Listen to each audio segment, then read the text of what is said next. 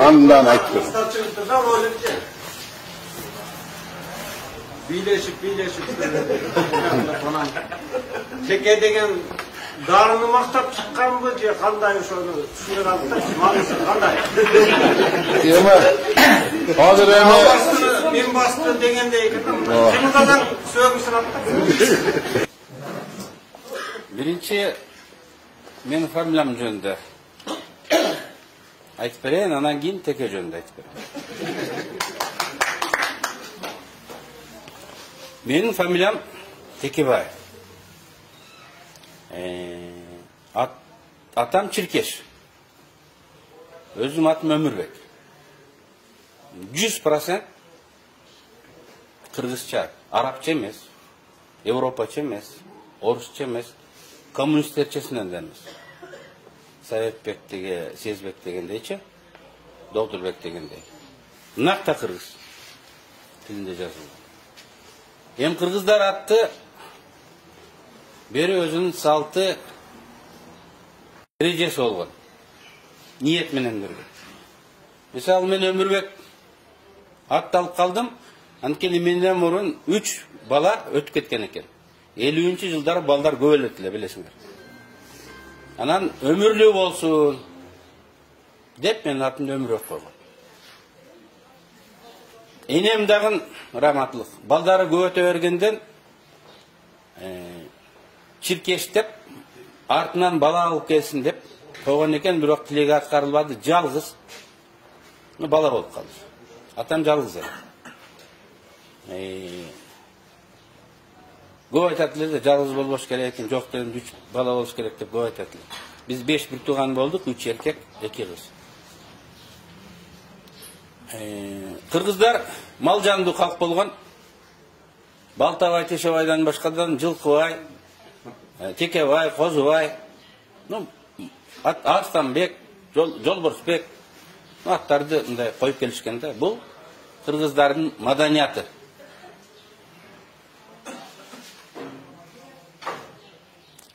Мен өзүм кыргыз болгоныма сыймыктанам.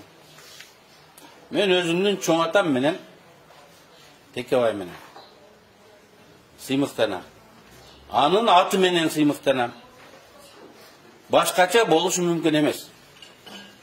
Анда баарыбыз эле Балтабай, Тешебай деген аттан чанып, кыргыздын маданиятынан, салтынан чанып, Космосбек, Догдурбек, Акылбек, Алтынбек, Алмазбек боло албайт белек.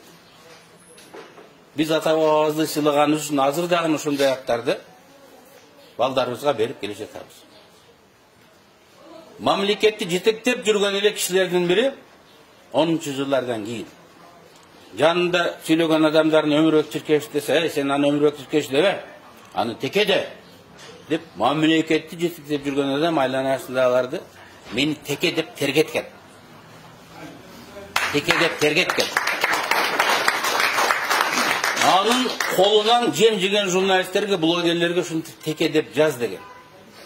Алар ойлогон ошентип мени кемсинтебиз деп. Ошентип мени басынтабыз деген. Мен кыргызмын. Кыргыздын салтын жакшы ойлойм, тарыхын, маданиятын мен сыймыктанам. Болбосо Сасыкбаев, Тезекбаев дегендер фамилияларын өзгөртө албайт беле. Биз кыргыз экенибизге, салтыбызга уя албашыбыз керек. Кебете, кепширибизге уя албашыбыз керек. Өзүнүн ултунан чанып уялган адамдар гана ушундай.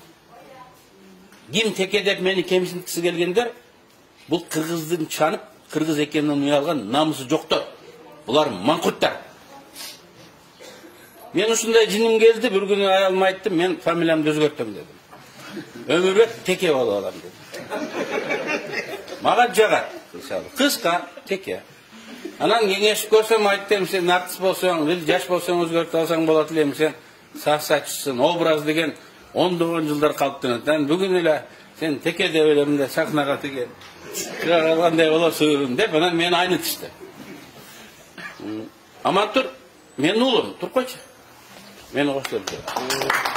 Фамилиясы мунуку Амантур Чиркеш. Мындан кичинекеи бар, Эсентур Теке болом деп атат.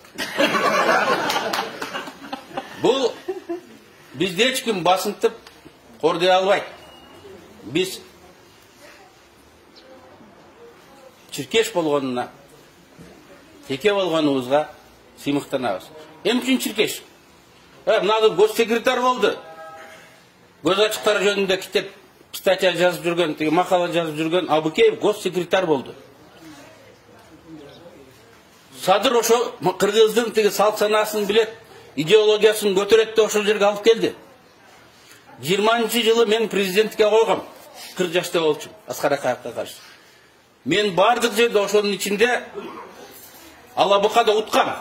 Ишенбесеңер, ошол кездеги рай кеңештин төрагаларынан сайлоону уюштургандардан сурасаңар айтат.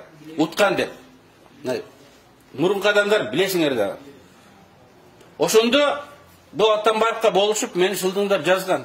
Кантип дейт, Текебаев өмүрөт чиркеш ушул президент болуп кала. Эгер эртең чет элге барса дейт, муну Козлов деп айтат да. Бул бир экинчи. Анан чиркеш, атасы чиркеш экен дейт, муну Состыкович деп айтат дейт. Ушу менин атамдын атын дагы мындай кыргыздын салтын чиркеш деген, ниетин, тилеген, узар, улан деген аттар болот го. Улан. Улансын, узарсын, артынан келсин дегенди билдирет да. Кыргыздын тилеги да бул. Ана ошону шылдыңдап жазган адам бүгүн госсекретар. Мына булардын деңгели. Мынаке деңгели. Кыргызстанды кыдырып 1000 километрден ашып өттүм мен. Анан бир нерсени байкадым. Муну байкабай жүрөт элем. Ең көп эстелик жолдун боюнда турган. Кайсыл жаныбарга коюлган? Теке экен. Буканы мен бир эле жерден көрдүм. Жолбарыс менен арстанды бир-эки жерден көрдүм. Бардык жерде теке. Көлгө кетип атсаң деле, Таласка кетип атсаң деле, мына Аксыдан чыгып, Алабукага кирген деген жердин деле Союздун убагында мүйүлү сынып калган эски текелер дагы деле турат. Анткени кыргыз үчүн орустардын кожол деген түшүнүгү бар. Кыргыз үчүн тотеке бул таптакыр башка түшүнүк болгон. Бул үйүрдүн сакчысы, жол башчысы, коргоочусу болгондо. Анан мен айтат элем, кожол менен текени алмаштырбагыла. Анан эми жана теке деген ыр, анын мааниси жакшы. Жаштар жаңы стиль менен, реп стили менен кеңеш айтып атат аксакалдай болуп, ырчыбалдар. Иштегин дейт. Иштеген адам иштейт дейт. Бийик максат кой дейт. Аракет кыл, ошол максатыңа сөзсүз жетесиң дейт. Ырдын аты теке болгону менен балдарга бир жакшы кеп кеңеш насаат берип атпайбы? Бул биздин партиянын программасына төп келип калып атпайбы? Партиянын лидерине да уйкаш болуп калып атпайбы? Анан кантип биз ушул колдонбой ушундай моменттен өтүп кетебиз?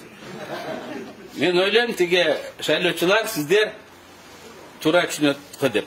Анан сиз айткан күч ала деп коебу? Ага тиешеси жок.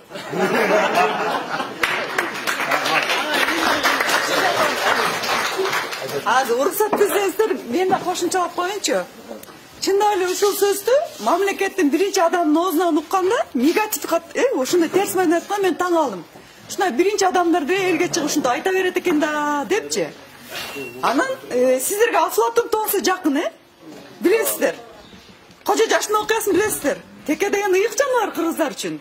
Ошол текени кырып аткан үчүн Кожо жаш жазага тартылып, аскан чокусунда калып атат.